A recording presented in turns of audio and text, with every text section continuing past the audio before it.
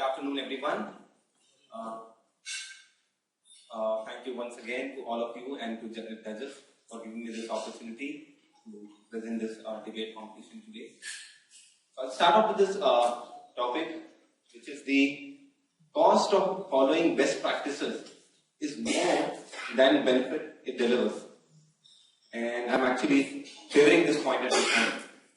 What many would have said, it would have been better I talk against, but I think I'll just start with the favoring of this aspect.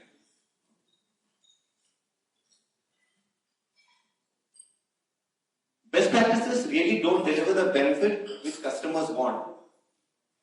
Most of all would have seen a lot of other mailers out and about that saying what customer wanted and what was finally given. Something on similar grounds I have made this similar chart. What customer wanted. He wanted a simple car, though it's a Ferrari car here. And best practices, we want to give him a rocket. Is that what he really wanted? Many times that actually doesn't end up happening. Because by the time the best practice is implemented and the amount of processes, the activities, the tasks which are really put into picture and all that, by the time all that's done, the client actually says, I really wanted all this. What I wanted was some of the basic things and I'm really not getting in the amount of investment which I've kept in. It's not really worth it.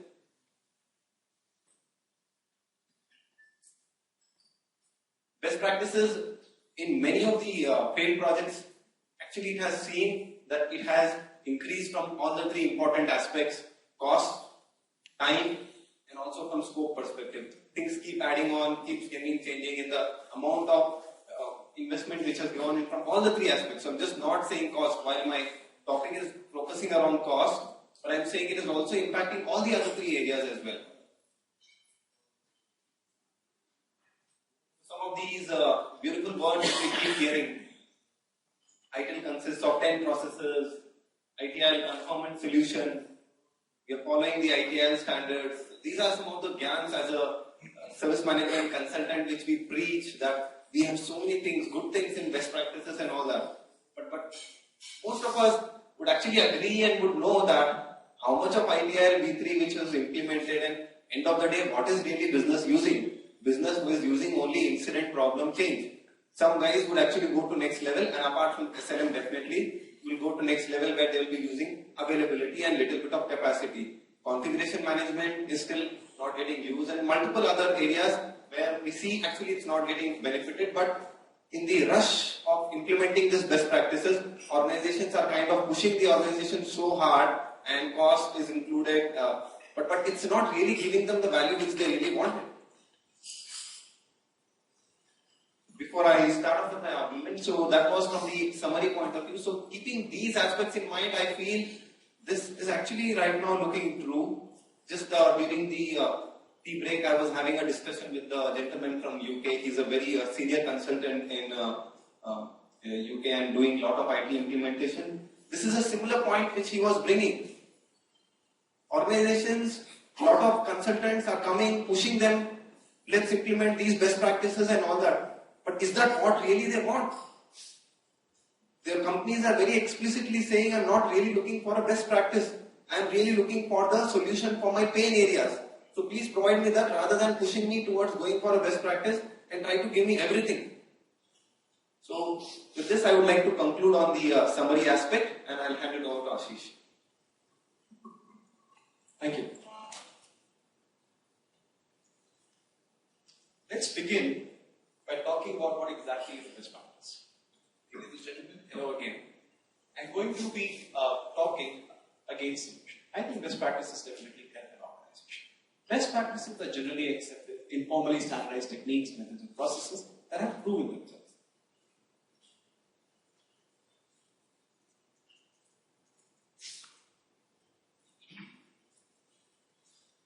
There is nothing new under the sun, mind your Watson.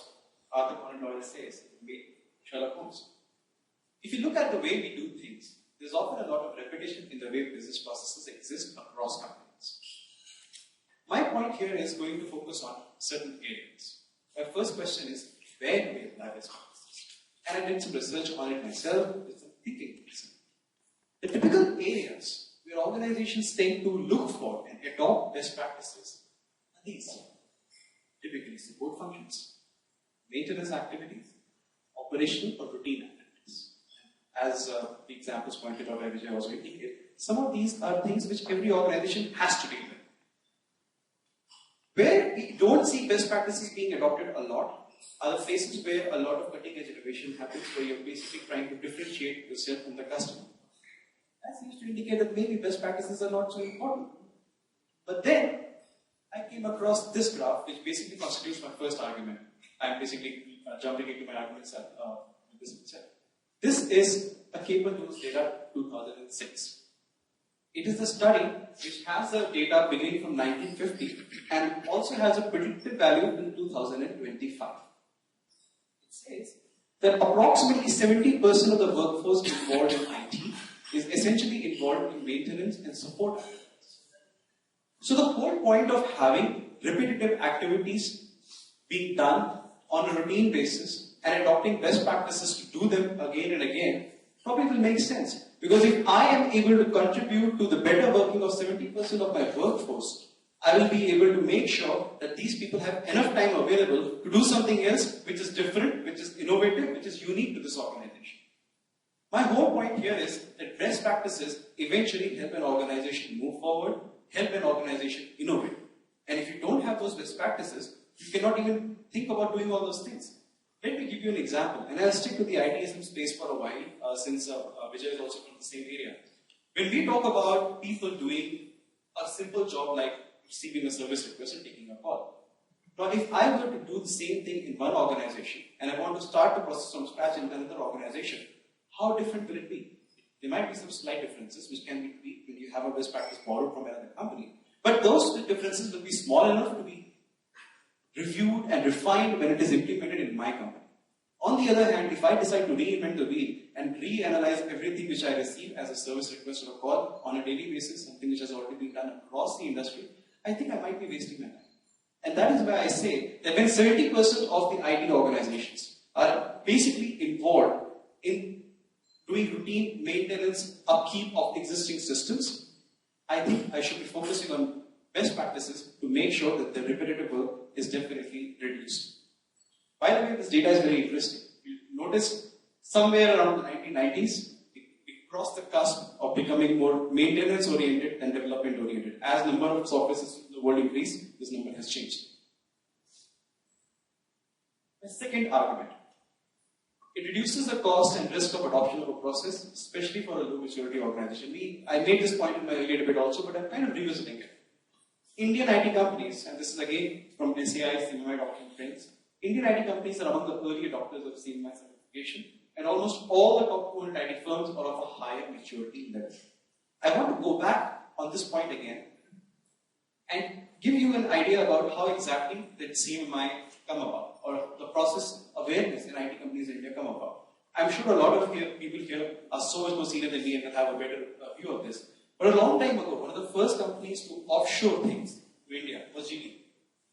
One of the first companies to give a lot of business to Indian IT vendors, namely, look at it, at that point in time, it was Linky, Birlasoft, Patni. GE was a big vendor. And a lot of processes that now these companies follow were incubated in GE at that point of time. I'm not saying they were the same process, but they were similar. If you look at the way these companies then adapted these experiences that they had with GE and eventually built up what we now know as a global delivery model, it was essentially a best practice being implemented across the industry. The revenue of Indian IT in the year 1981 was $150 million. Today it is about, I think in 2007 it was $50 billion. It's a huge increase. And I can directly attribute it to the fact that we were able to adopt a set of best practices and take them across the industry and make sure that the companies move forward. This is the same point I was trying to make. Essentially, if you look at best practices, they are useful to an organization, not just from making sure that they have enough time to innovate, but even to make sure that they have enough time to sustain themselves. You have seen this graph earlier. I'm bringing it up again, but in a different context. People say that innovation is killed by adopting a best practice. I'm not going to contend, and this point came up in the earlier debate also, that innovation itself is a best practice. Google has a concept of Google Labs, where people are allowed downtime during the week, where they are allowed to work on any project of their choice. having the infrastructure in place to make sure that those people have the time or have the authority to work on something else in itself is a best practice. Somebody once said that people think of innovation as something that will happen on its own. But then they say actually innovation is like a vegetable garden. You first have to prepare the soil, plant the seed, water the soil again, and then wait for the flowers to bloom and fruits to come up. You have to do some kind of best practices over there also to make sure that your organization is even ready for innovation. And that will be my penultimate point. Yet again, best practices are nothing else but the collective experiences of the industry. In any organization, there are always some people who are high performers, there are some people who are not high performers. It's the way the world works. Some people are good at something, some people are better at something else. What best practices ensure is that whenever you have a group of people working, they know that if in case they are falling short of ideas at some point of time, there is a well-known body of knowledge available for them to adopt. The lot of good practices that we now see in the industry have actually come in from concepts borrowed from across the industry. For example, if you stick with the process frameworks, a lot of these concepts came from manufacturing. Whether you talk about quality circles, we now talk about Scrum and Insight, all of these are concepts that came in from the manufacturing. These are best practices. Storyboarding is becoming more and more common when it comes to requirements. And having something like that might have actually avoided the point which I just showed, where you want to calculate a rocket. All these points basically coming from the animation for storyboarding, manufacturing for Scrum. Best practices obviously are useful to an organization, and I definitely think that the cost of implementing them is far lesser than the benefit we get out. Thanks, Ashish. So before even I jump over to my arguments, 2 points which I would like to make up. Is it possible? Could you just move to your argument 1, please? So this is actually has left me a little in a confused state. Why? Because this chart is showing that maintenance personnel are going up, and this chart is showing that the development personnel count is actually going down, and best practices are boosting that they are really best practices. And if they were really best practices, what should have ideally happened is, because this is what every organization wants. Every organization wants to cut down cost on support, wants to cut down cost on maintenance. What they want to use that money genuinely is for innovational activities, development activities, so that they can move it accordingly. But this is also clearly trying to show, this chart is trying to show that in spite of best practices in place for so many years, it's just going up. Which means the fact is that if best practices are not really taking up well, because of best practices, maintenance cost is going up. Vijay, I think perhaps I didn't explain the point well enough. The point I was trying to make here is that it's a reality that 70% of the workforce is involved in maintenance, and best practices free up their bandwidth, help them to devote time to innovation. That was it. Yeah, but it's giving a little different picture though. But if best practices are in place, it's actually going towards a different picture. Okay? And in argument 4 again, that's again has left me a little bit in a confused state, because in the argument 4 we are saying that are we trying to say that best practice and standards are totally different things? Standards are not having best practices? Is that what we are trying to say? Because this in this slide you're saying that if standards are implemented, innovations are totally cluttered. If standards are not implemented, you can see the tree is really big, full of innovation. No, that is not what it says. Actually, it says that when standards are implemented, innovations are built. That is what it is saying. So my point here was that even for having innovation in a company, you need to have best practices adopted. And innovation in itself is a best practice. It is there in certain standards, in certain fashions, and it is also there as a part of the integrity of the organization itself. I gave the example of Google. I can give you another example.